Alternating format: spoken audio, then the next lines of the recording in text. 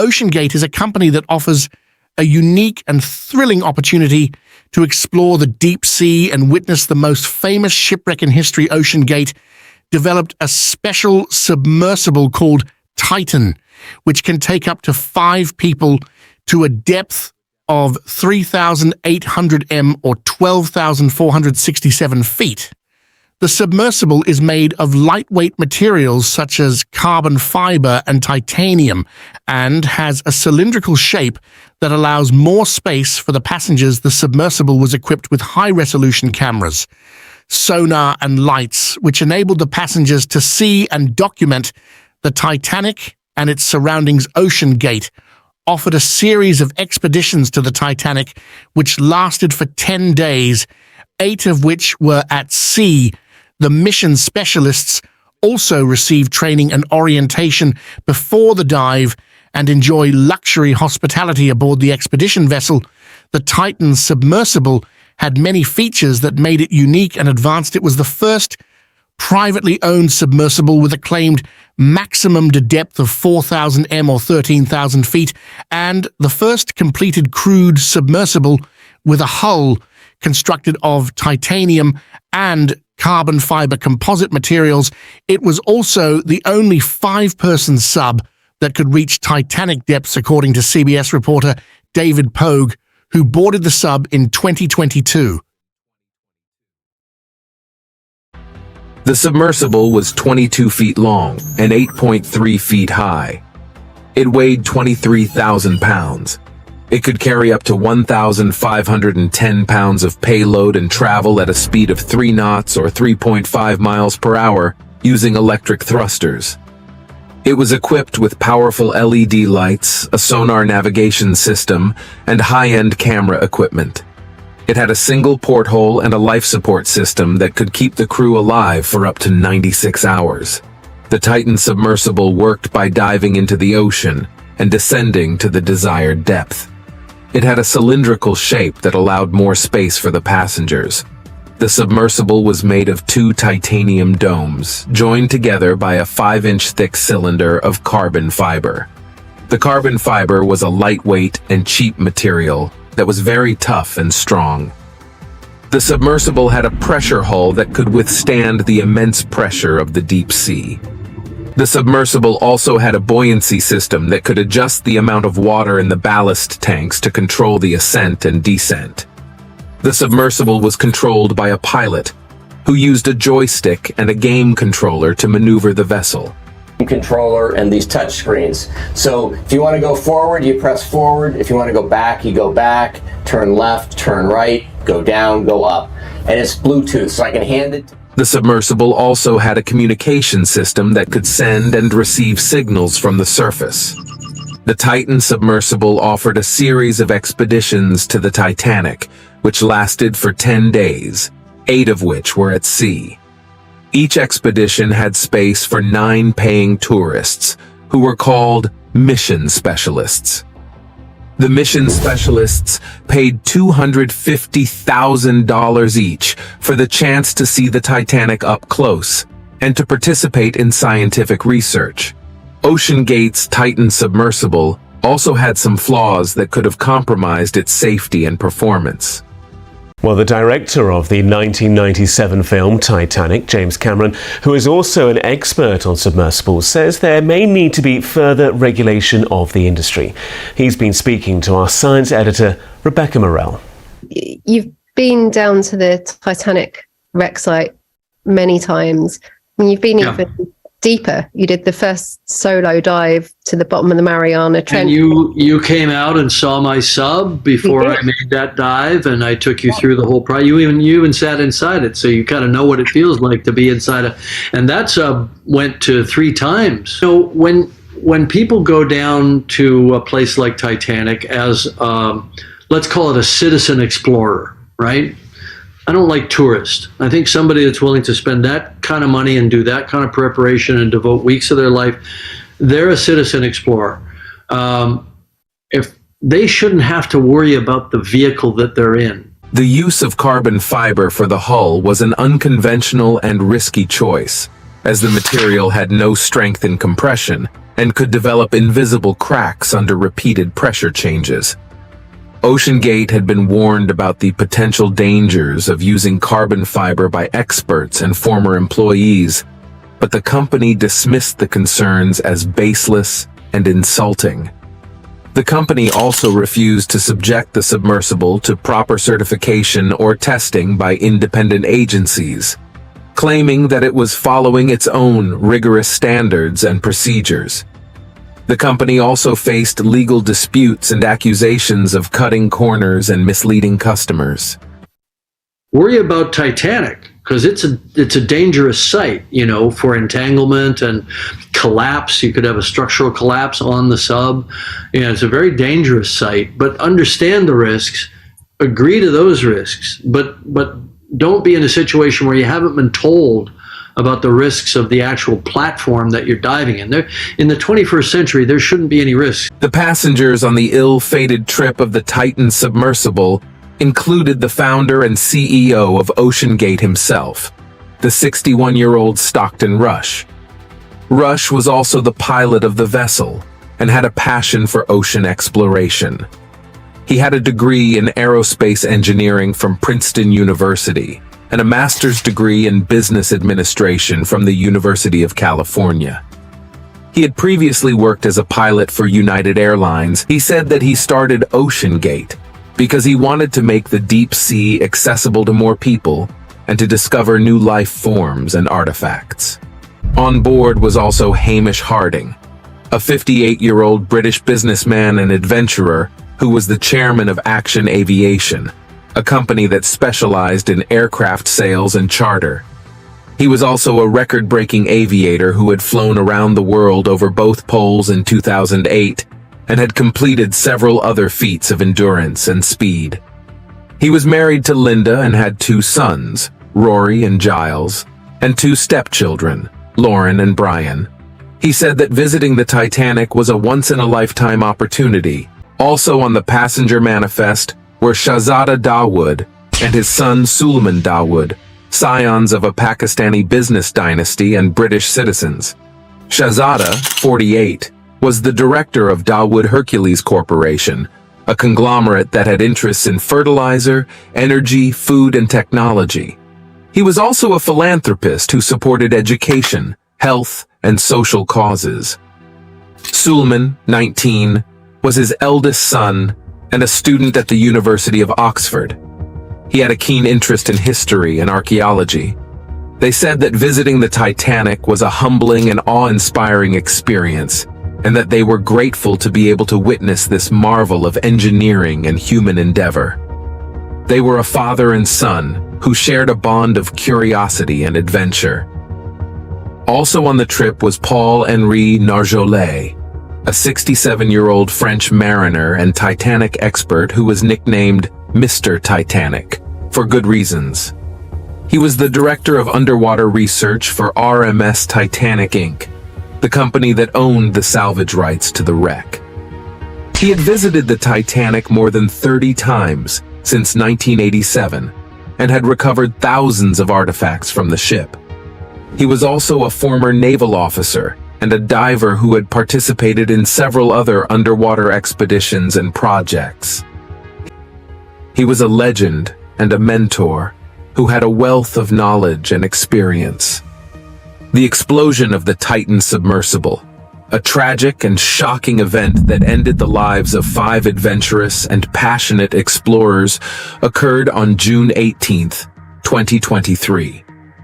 On June 16, 2023, the Titan submersible departed from St. John's, Newfoundland, aboard the expedition vessel Polar Prince, along with the 9 paying tourists, aka mission specialists. On June 17, 2023, the Polar Prince arrived at the dive site, near the bow of the Titanic. The Titan submersible was deployed and began its descent to the wreck, with only 5 people on board. The dive was supposed to last for 6 to 8 hours, including the 90-minute descent and ascent. At 10:45 a.m. local time, the Titan submersible reached a depth of 3,500 meters or 11,483 feet, about 300 meters or 984 feet above the Titanic. The submersible was in contact with the Polar Prince, and the passengers were excited and eager to see the Titanic. At 11 a.m. local time, the communication between the Titan submersible and the Polar Prince was lost. The Polar Prince tried to re-establish contact with the submersible, but received no response. The Polar Prince also tried to locate the submersible using sonar, but could not find it. The Polar Prince assumed that the submersible had a technical problem and was waiting for the problem to be resolved.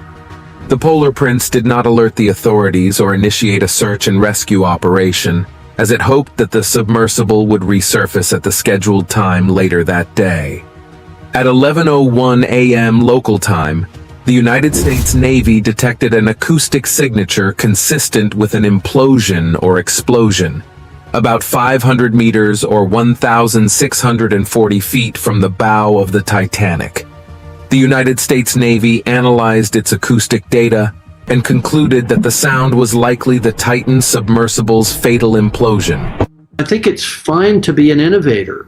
You know, the sub that you sat in, that we built and that I operated to the deepest place on the planet, was an experimental craft. I own it. It was not certified. It was an experimental craft. Just like, you know, the Mercury and Gemini and Apollo rockets were experimental craft. They weren't certified, but they weren't taking passengers either. You know, I think the second that you create a business model around asking people for $250,000 to take them to some place, you have to ensure their safety. You have to jump through every possible hoop. And you have to listen to the consensus in the engineering community. You know, I would submit that there's a terrible irony here. Here we have at the wreck of Titanic, we now have another wreck that is based on, unfortunately, the same principles of not heeding warnings. Ocean Gate were warned. They had people working internally, apparently, that basically quit. They had some of us, I wasn't involved directly, but there were some of us in the deep submergence community that got together and wrote a letter to them saying, we believe that you are going on a path to catastrophe. That's a rough quote, something like that.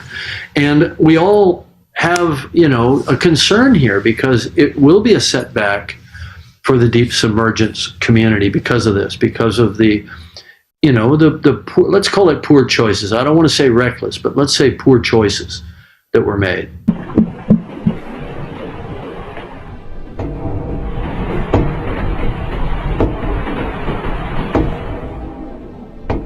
The USN did not share this information with the public or the authorities, as it considered it classified and sensitive. The United States Navy only revealed this information 4 days later, after the submersible had been missing for 4 days and a search and rescue operation had been launched.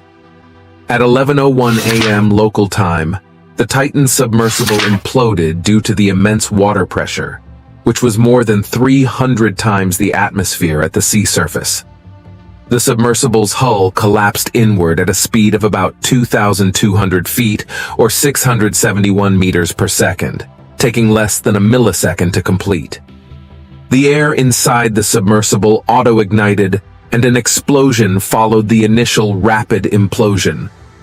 The human bodies incinerated and turned to ash and dust instantly. The submersible's debris scattered around the wreck site, some of it landing near the bow of the Titanic. The implosion and explosion killed all 5 passengers on board, without giving them any chance to react or escape. At 5 p.m. local time, the Titan submersible failed to resurface at the scheduled time. The Polar Prince became worried and alerted the authorities and the media about the missing submersible.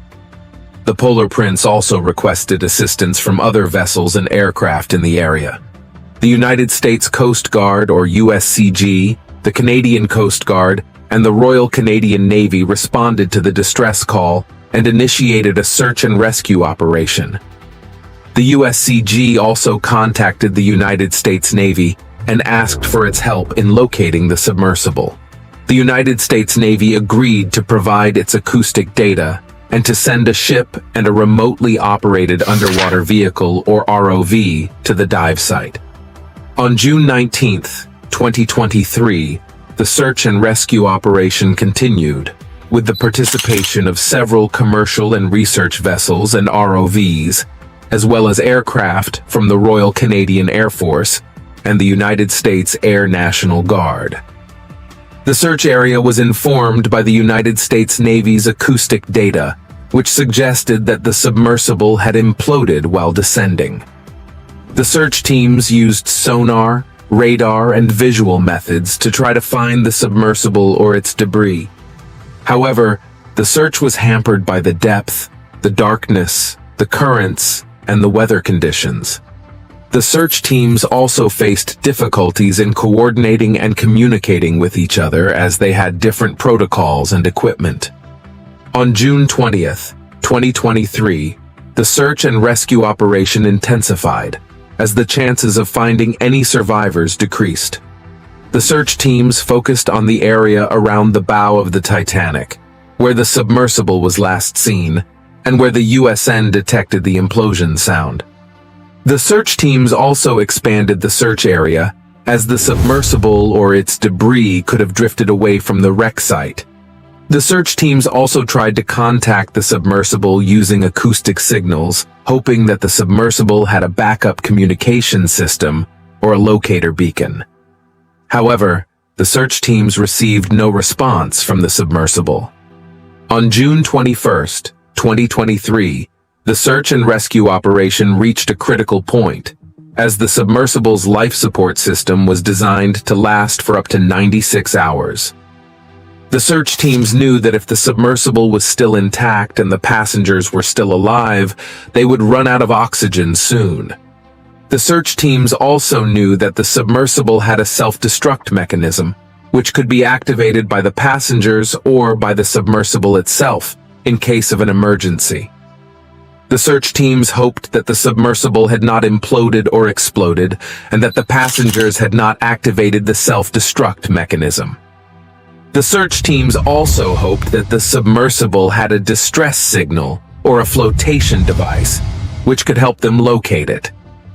On June 22nd, 2023, the search and rescue operation finally found a debris field containing parts of the Titan submersible, about 500 meters or 1,640 feet from the bow of the Titanic.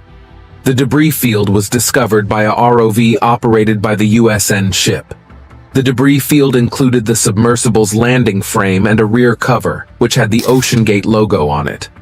The debris field also contained some human remains, which were presumed to belong to the passengers. The search teams confirmed that the submersible had imploded and exploded, and that there were no survivors. The search teams also confirmed that the submersible had not activated its self-destruct mechanism, or its distress signal. The search teams collected some of the debris and the human remains, and brought them to the surface. The search and rescue operation was declared over, and the investigation into the cause of the explosion began. The aftermath of the Titan submersible explosion was a devastating and complex situation that involved many parties and processes. OceanGate suspended all its activities and operations, according to a one-line note posted on its website on July 6, 2023. The company had also advertised tours of the Portuguese archipelago of the Azores and the Bahamas, but these were also canceled. The company did not provide any further explanation or comment on the explosion or its consequences. The USCG initiated a formal investigation into the cause of the explosion, with the participation of the Canadian, UK, and French authorities, as well as the National Transportation Safety Board, or NTSB, and the Transportation Safety Board of Canada, or TSB. The investigation was led by Chief Investigator Captain Jason Neubauer, who said that the investigation would aim to prevent similar accidents in the future and to improve the safety of submersibles. The investigation was able to recommend civil or criminal charges if warranted. The investigation was expected to take several months or even years to complete, as it involved analyzing the debris, the acoustic data, the communication records, the submersible's design and construction, the company's policies and procedures, and the human factors. The investigation also faced several challenges and obstacles, such as the depth, the darkness, the currents, the weather conditions, the legal disputes, and the lack of regulations and standards for submersibles. The investigation also received criticism and pressure from the public, the media, the families of the victims, and the stakeholders of the Titanic wreck. It was one of the most complex and controversial investigations in maritime history. The families of the victims also filed lawsuits against OceanGate and RMS Titanic. The lawsuits alleged that OceanGate and RMS Titanic were negligent and reckless in their operation and management of the submersible and the expedition, and that they failed to ensure the safety and well-being of the passengers. The lawsuits also claimed that OceanGate and RMS Titanic Inc. were liable for the wrongful death and the emotional distress of the victims and their families. The families also sought compensatory and punitive damages, as well as an injunction to prevent OceanGate and RMS Titanic from conducting any further expeditions to the Titanic wreck. The lawsuits were expected to be lengthy and costly, as they involved complex legal and technical issues, as well as multiple jurisdictions and parties.